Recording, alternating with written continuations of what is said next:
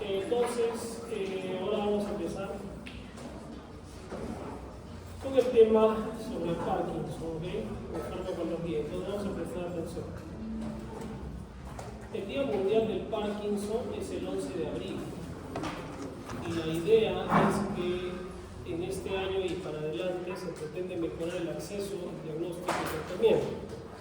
Si ustedes conocen a alguien que no tenga muchos recursos y que pueda, en realidad para quien sea, y que quiera acceder o sospecha, o ustedes tienen un familiar que está tembloroso, justo hoy día y hasta mañana, en el Honorio Delgado, en el segundo piso, se está haciendo una evaluación gratuita para pacientes con sospecha de Parkinson. Incluso se va a generar un programa llevado por neurología, ¿de acuerdo? El Parkinson es un trastorno degenerativo, crónico y progresivo. Eso es un poco el tema del Parkinson, que siempre se va hacia arriba, progresa, del sistema nervioso central. Este es el segundo trastorno neurodegenerativo con frecuencia detrás del Alzheimer, de la demencia senil. Y los fármacos contra esta entidad no son más pues que aquellos que tienen la capacidad de mejorar o incluso suprimir las manifestaciones del Parkinson. Sin embargo, no habla de curación, no revierte la enfermedad, pero sí puede controlarse de alguna manera. Fíjense cómo por historia, en 1817, James Parkinson hizo una publicación sobre la parálisis agitante. Veía pacientes que estaban con las fases como de cera, como un muñeco de cera, pero que temblaba. Y él lo describe así, en su ensayo sobre la parálisis agitante, que había movilidad involuntaria, temblorosa, con disminución de la fuerza muscular, en partes del cuerpo que están en reposo. Hay tendencia a inclinar el tronco adelante y a que el paseo se convierta de pronto en carrera. No se afectan los sentidos o la inteligencia. Miren cómo en 1817 la genialidad de poder leer lo que conocemos ahora como enfermedad de Parkinson. Y esta entidad no es de las más raras, ¿no? Fíjense, 0.3% de la población en general, y conforme uno avanza en edad, aumenta la posibilidad. 1% en mayores de 60 y hasta 4% entre mayores de 80 años, ¿no? Esto publicado en este reporte de la enfermedad del Parkinson Disease en Lancet, ¿no? Y el síndrome de Parkinson no es más que las características clínicas que se van a presentar, que son 4 principalmente. Hay rigidez, el paciente se pone rígido, bradicinesia, lentitud de los movimientos, temblor involuntario, y lógicamente todo esto va a llevar a alteraciones en el equilibrio. ¿Ya? Hay dos formas de presentación. Tenemos la enfermedad de Parkinson, tal cual, que es conocida como idiopática, es decir, no tiene una causa clara al 100%, pero se le ha asociado a factores hereditarios, genéticos. Se ha encontrado en personas ya en patología, en necropsias en el cerebro, de personas que tuvieron Parkinson, degeneración de neuronas de la sustancia nítrica, ¿no? Y también se sabe que por lo menos el 80% de esas neuronas tienen que tener degeneración para que empiece una entidad como esta. ¿De acuerdo? Y esa degeneración lamentablemente es progresiva.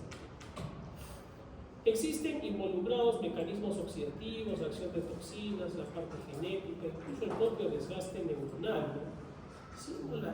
Siendo la genética parte fundamental, herencia de nuestros antepasados. Entonces hay que preguntar si alguien por ahí tuvo Parkinson en la familia. Y tenemos también el Parkinson secundario, donde sí se encuentra una causa palpable. Por ejemplo, pacientes que hayan tenido hipoxia cerebral, un paro cardiorrespiratorio, por ejemplo, intoxicación con monóxido de carbono.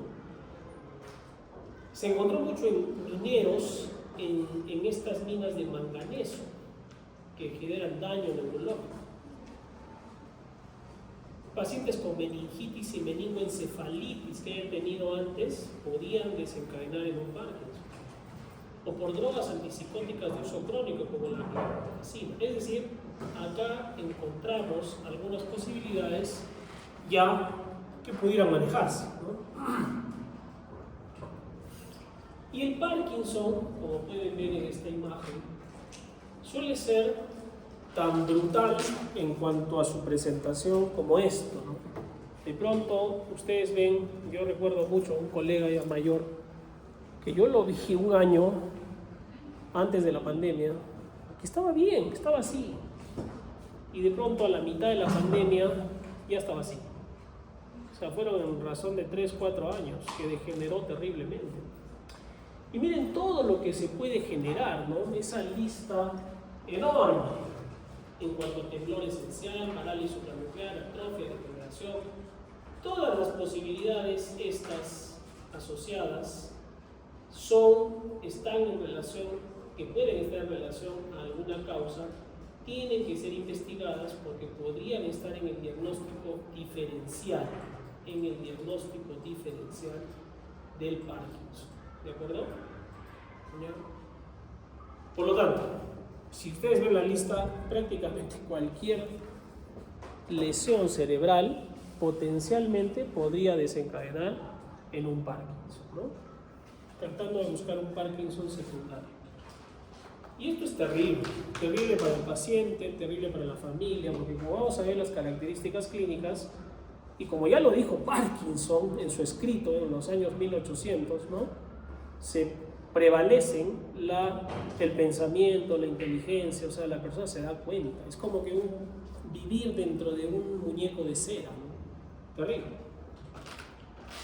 ¿Cuál es la presentación clínica entonces? Hay inexpresividad facial notable, no hay expresión en la cara, dificultad para la dilución, cialorrea, trastornos en la palabra, en la escritura, las letras son muy pequeñitas, le haces que escriba y no puede hacer trazos largos.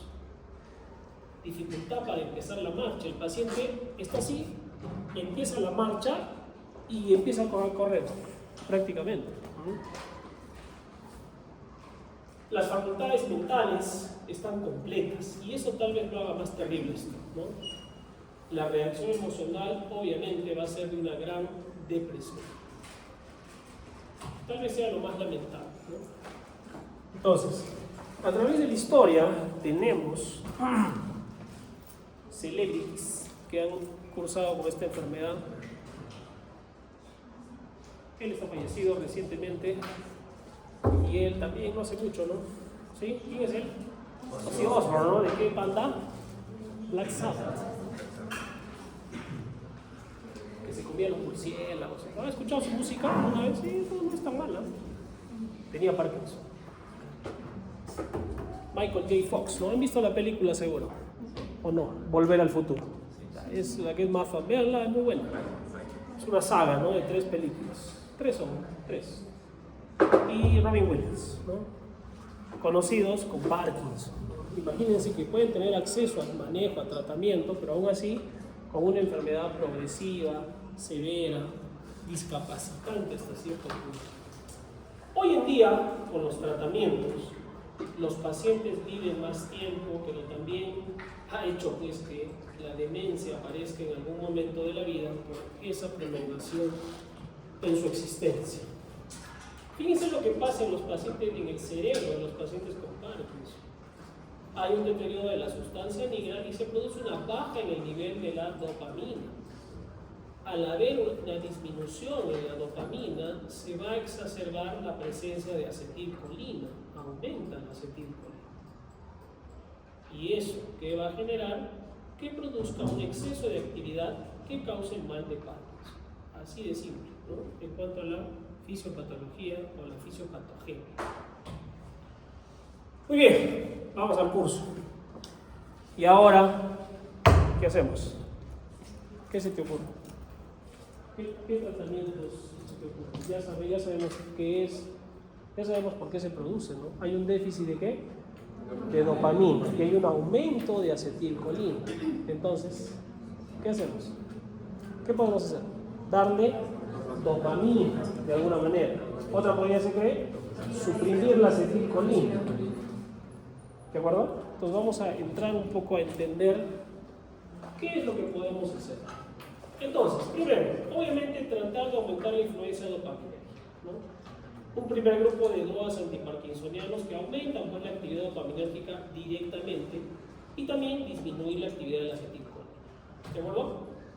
Ya, entonces, fundamentalmente la estrategia más importante es en potenciar la actividad de la dopamina en el cerebro, ¿sí? ¿Cómo? Lo puedo hacer directamente. ¿Con qué fármacos? Levodopa, agonistas y activadores dopaminérgicos, o también en forma indirecta, con inhibidores de la MAO, que me degradan la dopamina, y de la catecol o metiltransferasa, que también degrada la dopamina. Entonces voy a tener más dopamina, ¿sí? Y también, lógicamente, con anticolinérgicos. Entonces, primero, las drogas que estimulan o aumentan la actividad dopamina. Ahí vamos a tener la primera droga es la levodopa, ¿de acuerdo? La levodopa. La levodopa, también llamada L-dopa, es la dopa que descarboxilándose se convierte en dopamina. Se llama levo porque todos los aminoácidos son de forma levógira, hacia la izquierda. Una cuestión bioquímica. El hecho es que es un precursor inmediato en la síntesis de dopamina, esta levodopa. Directamente me produce dopamina. Lógicamente, para fines médicos se produce en laboratorio, es sintético. ¿Qué hace la L-dopa? Toma el paciente una L-dopa, va al aparato digestivo, puede sufrir, como todo medicamento, un proceso de metabolismo, se transforma a dopamina en la luz intestinal, se va perdiendo dopamina, por ende, y lo que damos de L-dopa a nivel intestinal ya se está convirtiendo en dopamina. ¿Cuánto de L-dopa se convierte en dopamina en el intestino? Más o menos 30-40% que se está perdiendo. Digamos que se absorbió un 60% de la droga, porque el 40% se perdió. De ese 60%, 55% en la circulación sanguínea se convierte en dopamina, o sea, se perdió casi todo. Ahora, la dopamina no nos va a servir en el Parkinson porque no atraviesa la barrera hematoencefálica y hemos perdido ya el 95% de esa dopamina que dimos, o sea, solo me queda 5% de esa pastilla. Ese 5% además se reparte, todo repite, los riñones, el hígado, etc. Al cerebro le va a quedar el L-dopa menos del 1% y eso es lo que entra al cerebro. Y en el cerebro se convierte en dopamina. Hay 4 sistemas dopaminérgicos: el sistema de prolactina, el límbico, del cuerpo estriado y la zona quimioreceptora gatillo. Cada uno reclama su parte. Así es que de ese 1% se reparten esos sistemas. Y para el cuerpo estriado, que es donde nos interesa, le toca solo 0,25%. Esa es la dopa que se convierte en dopamina y actúa en los receptores D2 y equilibra o trata de equilibrar la influencia excitatoria de la acetilcolina. O sea, imagínense, miren todo ese recorrido de ese medicamento para llegar solo el 0,25%. ¿Qué hace ese poquito, 0,25%? Que puede ser hasta suficiente, ¿no? Son trazas que se necesitan.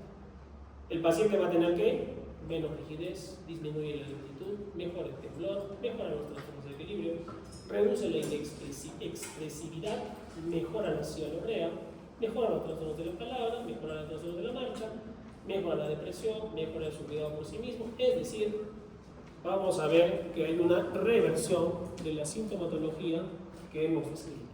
Lógicamente, para llegar a una dosis óptima y ver los efectos reales, van a pasar 2 o 3 meses. 2 o 3 meses.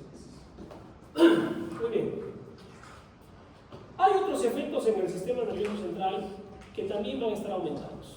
Va a haber reducción en la liberación de prolactina, el sistema de la prolactina.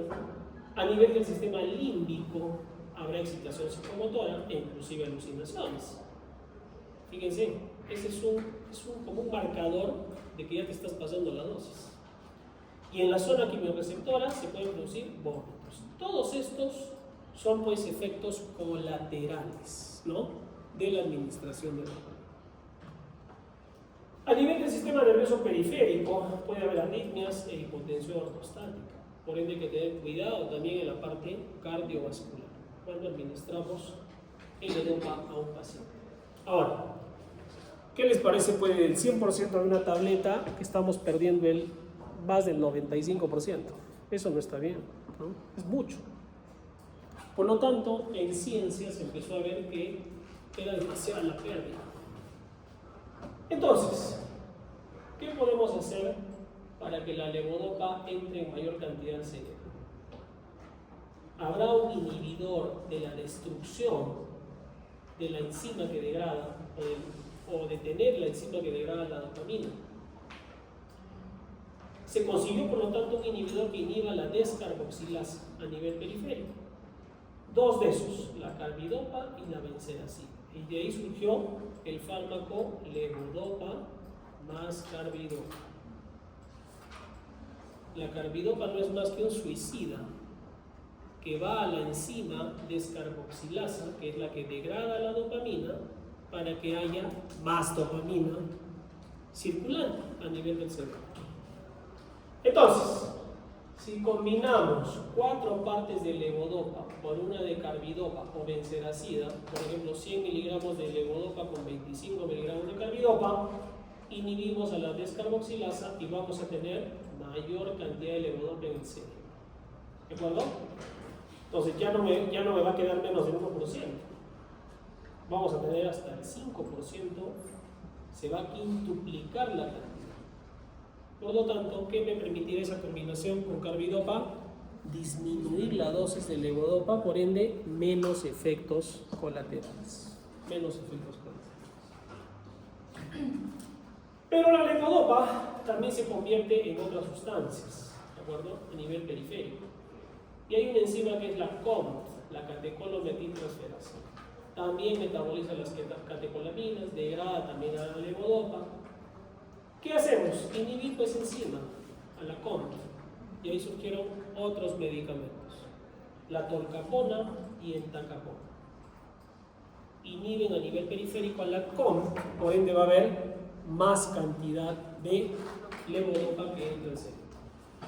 Es más, imagínense una combinación triple: levodopa más carbidopa más entacapona. Mejor, ¿no? Vamos a tener a la larga mayor concentración del fármaco. La levodopa se absorbe en el tubo digestivo, pero se pierde en gran parte en la conversión a dopamina. Ya hemos dicho, ¿es cierto? En la orina hay 2 metabolitos de la dopamina, el ácido homovanílico y el TOPAC, que son parte de la degradación de la metabolización. ¿Ya? ¿Cuáles son los efectos adversos de L-dopa? Ya los hemos dicho: arritmias, náuseas, vómitos, hipotensión, alucinaciones, excitación psicosocial. ¿Cuál es la indicación del levodopa? La única: tratamiento del Parkinson. No hay otra indicación. ¿De acuerdo? Muy bien. Esa es la levodopa, ¿sí? ¿Alguna duda? Hay una película que se llama Despertares, justo con Robin Williams. No sé si la han visto. Y si no, está en YouTube, incluso lo pueden ver. Es muy buena, justo trata del Parkinson.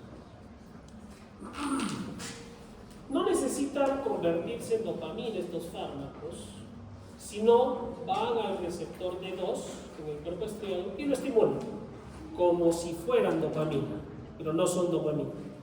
Aquí está la bromocriptina, la pergolida, pramipexol y el ropinirol. ¿Sí? De estos, los más utilizados son pramipexol, ropinirol y menos la bromocriptina, en el caso de Parkinson. La bromocriptina, que fue el primer fármaco, derivó de un hongo, que es el cornezuelo del centeno. Ahí se obtuvo la bromocriptina. Pramipexol y ropinirol, nada, son sintéticos, siendo de alguna manera un poco más seguros, porque se puede dosificar mejor. Estas drogas van directamente ¿a dónde? Al receptor D2 en el cuerpo estriado, mejorando directamente la acción dopaminérgica y los síntomas de Parkinson. Pueden haber obviamente náuseas, vómitos, alucinaciones, liberación de prolactina. parecidos a los de la levodopa. Pero estos fármacos sintéticos, ¿qué se le encontró? Que el tiempo de duración era mayor. Mejor que la levodopa, que tenía que darlo muy seguido, porque se degrada y además llega poca cantidad al cerebro. Vamos acá. Entonces, les decía, la levodopa se degrada. ¿Qué pasó en los años 70? Cuando empezaron a darle levodopa, los pacientes decían, no, hay que darle más seguido porque se degrada mucho. Entonces se empezó a darles más frecuente. ¿Pero qué sucedía? Se intoxicaban, el paciente vomitando, alucinando, con arritmias. ¿Qué es lo mejor ahora? Combinar estos fármacos. No hay levodopa sola. El principal fármaco que hay en salud o en el Honorio del Gao, lo que tenemos es levodopa más carbidopa. Y probablemente lo tengamos solo ese por mucho tiempo más. Es económica, accesible, funciona bien. La bromocriptina, y miren, el pramipexol y ropinirol duran hasta 24 horas. Hay preparados de marca combinados con levodopa, además de pramipexol y ropinirol. La bromocriptina es quizás la que tiene más efectos adversos por su efecto prolongado, más incluso que la levodopa. Pero el pramipexol y ropinirol en menor proporción. El pramipexol tiene un curioso efecto adverso, colateral, que siempre llama la atención. Hay tendencia al juego, las personas se vuelven jugadores compulsivos. Miren, ¿no? Aumenta el apetito y la hipersexualidad, porque afecta el sistema límbico. Y eso hay que tenerlo en cuenta, ¿no? Al momento de administrar estos fármacos. Muy bien, ¿cuáles son las indicaciones de estos estimulantes directos? Parkinson. Antiguamente se usaba la bromocriptina para tratar la hiperprolactinemia. ¿De acuerdo? La hiperprolactinemia. Reduce la liberación de prolactina. Lógicamente, esos fármacos no han sido diseñados para eso. Es un efecto colateral, ¿no? Pero que ha sido aprovechado en el tiempo. Ahora, queremos bajar la acetilcolina y queremos también aumentar la presencia de dopamina, ¿sí? Una parte importante sería disminuir o inhibir a la enzima monoaminoxidasa tipo B, como la C-legilina. Tiene un efecto antiparkinsoniano mediano, no tan marcado como los anteriores, ni como la levodopa, pero útil en el Parkinson inicial. Entonces, puedo tener un fármaco, o tengo un fármaco, que no me va a tener tanto efecto adverso y que me va a servir de repente en un Parkinson más leve, cuando recién está empezando, para no ser tan agresivo y el paciente se asuste con la medicación y ya no la continúe. ¿Qué hacen? Impiden que la poca dopamina que tiene el paciente se destruya. ¿Por qué? Bloquea a la monoaminoxidasa tipo B. Si yo les pongo tipo A, es falso. No se van a confundir. Porque esta enzima convierte dopamina en dopa y ácido dopanínico. La degrada. ¿De acuerdo? Es eficaz por vía oral, una sola dosis cada 24 horas, ¿no? Pero puede producir a dosis muy altas también efectos colaterales. ¿Cuál es la indicación de la C-legilina, que es un inhibidor de la MAO-B? Parkinson en su etapa inicial, principalmente, ¿ya? Pero también les decía que puedo disminuir ¿qué? La acetilcolina. Puedo disminuir la acetilcolina. A ver, ¿qué grupos de fármacos hemos visto primero? ¿Cuál hemos visto? No, primero, los primeritos, la L-dopa. Primero, sí, toda la clase. La L-dopa. Y la L-dopa hemos visto que sola es tóxica, porque hay que darla muy seguida. Se va. Y hay un efecto que se llama on-off. En esa película Despertares lo describe. A ver si ponemos un video nuevo. ¿Por qué? El protagonista, que es Robin Williams, es médico. Y su mamá, de un momento a otro, se empieza a poner dura, rígida, y después se vuelve una estatua. Porque el movimiento el temblor es tan rápido que en un momento genera rigidez. Y él descubre, estudiando, ¿no? Y todo obviamente, que le podía dar el levodopa, ¿no? En ese tiempo. Y le comienza a dar. Pero cuando le empieza a dar, despertó. Pero despertaba y tenía momentos que prendía y apagaba, on-off, como que prendes la luz y apagas la luz. Y el paciente mejora y al rato, otra vez. Le vuelves a dar y otra vez. Entonces no es un fármaco muy agradable, ¿no? Imagínense quién va a vivir así.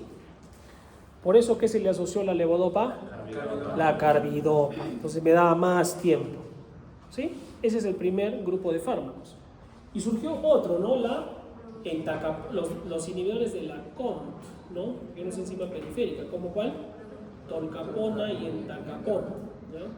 Incluso un combinado triple, les decía. Y tienen que saber los efectos adversos, ¿no? ¿Cuáles serán? Arritmias, náuseas, vómitos, ¿no? Alucinaciones, excitación psicomotriz podía producir en algunos casos, ¿no? Por el exceso de este fármaco. Y luego surgieron que los fármacos dijeron, escucha, muy complicado la levodopa. Mejor démosle un sintético directo. ¿Cuáles son? La bromocriptina, ¿qué más? El ropilinol y el pramipexol, ¿no? Siempre el ropilinol y pramipexol de uso cada 24 horas de los más aceptados, ¿no?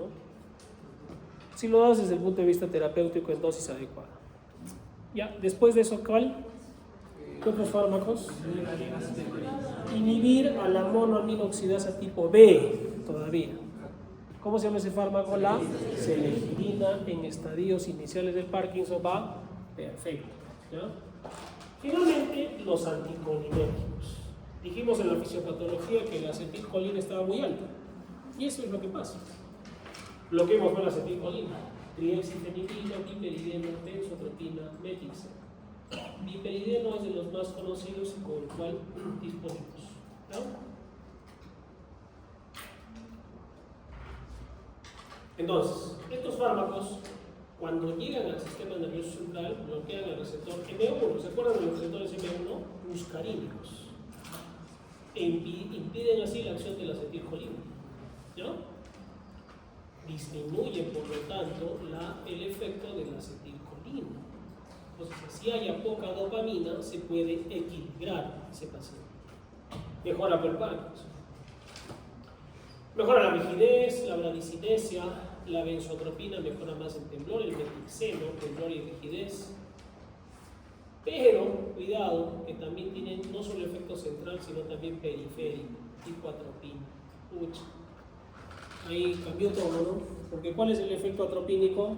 El paciente va a tener disdiasis, visión borrosa, aumento de la presión intraocular, sequedad de boca, palpitaciones, estreñimiento, dificultad para miccionar.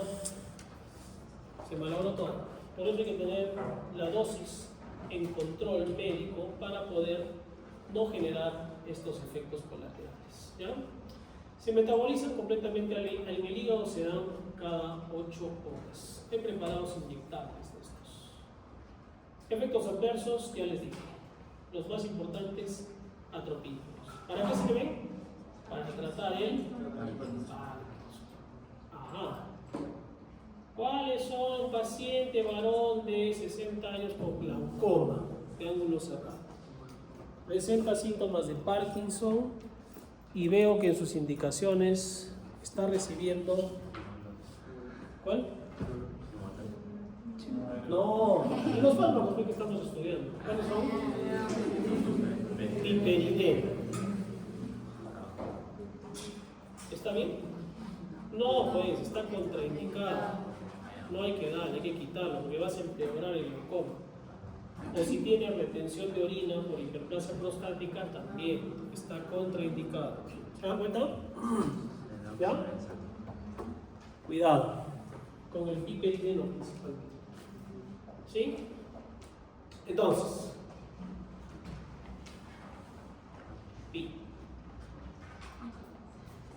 El Parkinson no es una enfermedad muy agradable. Cuando se descubre, pueden pasar incluso meses nada más desde que ustedes ven a esa persona y cómo se va cayendo, ¿no?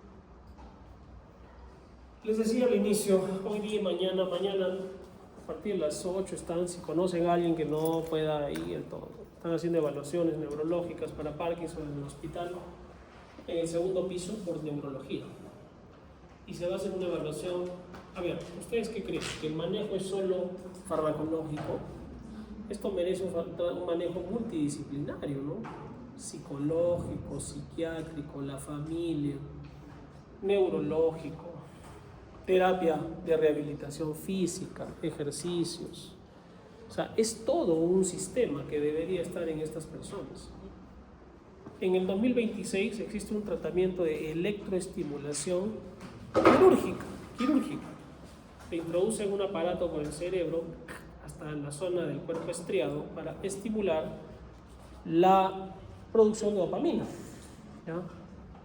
Pero, primero, eso existe en el Perú. Hay 6 casos tratados en Salud en Lima y a nivel privado.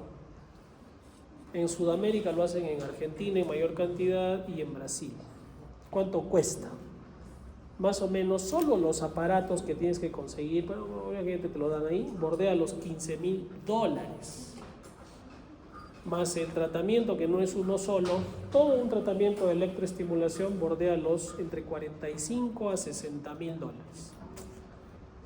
¿Quiénes acceden pues a eso? Muy pocos, ¿no? Muy pocos. Pero, ¿sí? Ya vi ese procedimiento. ¿Lo has visto? Cuéntanos a ver cómo es.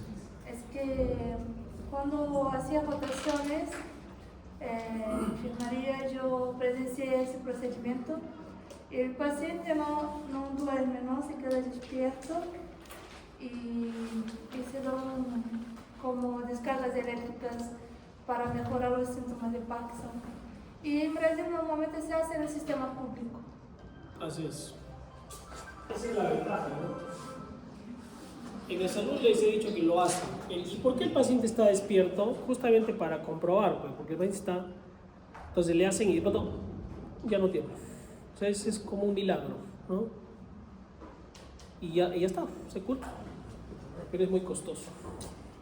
Es muy costoso. Y el manejo, les repito, debe ser multidisciplinario. Ahora hay fármacos de todas las combinaciones y de todo precio. El más baratito, levodopa carbidopa. Eso hay en el Salud, hay en el MINSA, no hay más. Y todo lo que hemos hablado, que es la parte farmacológica, es una parte del manejo de estos pacientes, como espero me lo hayan entendido, ¿sí? Estos cuadros, que se los voy a dejar, son las características de uso terapéutico y efectos adversos, ¿ya? De la levodopa, con los inhibidores de la descarboxilasa, ¿no? Que es la carbidopa, y la benseracida. Los agonistas dopaminérgicos directos, los inhibidores de la MAO-B, no es la MAO-A. Los inhibidores de la COMT, como la entacapona, tolcapona, ¿se acuerdan? Los anticolinérgicos como piperideno, triexifenidilo. Y hay uno que es la amantadina, que tiene un efecto antiviral, pero también se le encontró un efecto antiparkinsoniano, ¿ya? No es de primera elección, su uso es muy limitado, pero a veces que es alérgico a otro o que no hay, es una posibilidad terapéutica, ¿ya? ¿Preguntas? ¿Alguna duda? ¿Alguien ha visto un paciente con Parkinson alguna vez? ¿Nunca? Sí, ¿Tú has visto? ¿Tú has visto? ¿Has visto? ¿Hospitalizado? ¿En consultorio? ¿Cómo es? ¿Cómo lo describo? Estaba con ictericia, por eso es que está en el hospital, pero cuando lo vimos estaba... ¿Su cara cómo es? Está en tratamiento, pero la fase suele ser sin expresión, ¿no? Y el temblor, ¿no? El temblor. Entonces, les voy a dejar acá también el resumen, ¿ya?